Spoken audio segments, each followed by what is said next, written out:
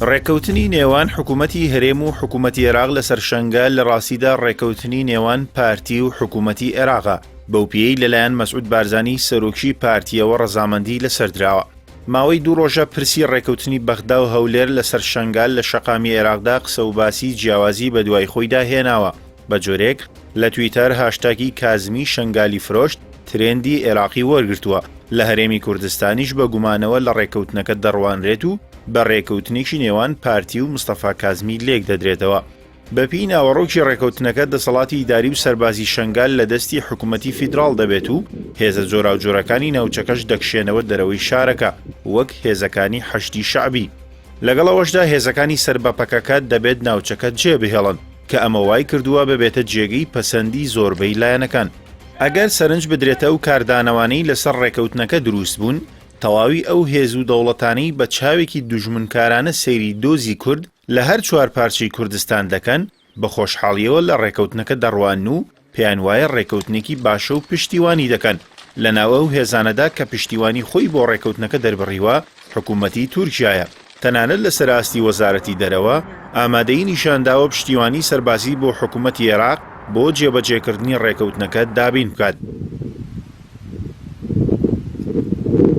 ئەوەی پەیوەندی بە هەرێمی کوردستانەوە هەیە، دەستکەوتێکی ئەوتۆی بۆ گەڕاندنەوەی دەسەڵاتی حکوومەتی هەرێم بۆ ئەو ناوچانەی لە دوای ڕووداوەکانی 16 ئۆکتۆبەر لە دەستی داون تێدا نییە. هەرچەندە مەسعود بارزانی سەرۆکی حکوومەت و کەسی یەکەمی ناوپارتی ڕێکەوتنەکەی بە سەرەتایەک بۆ جێبەجێکردنی مادەی 140 دەستوری عێراق کە تایبەتە بە ناوچە کێشە لەسەرەکان وەسف کرد.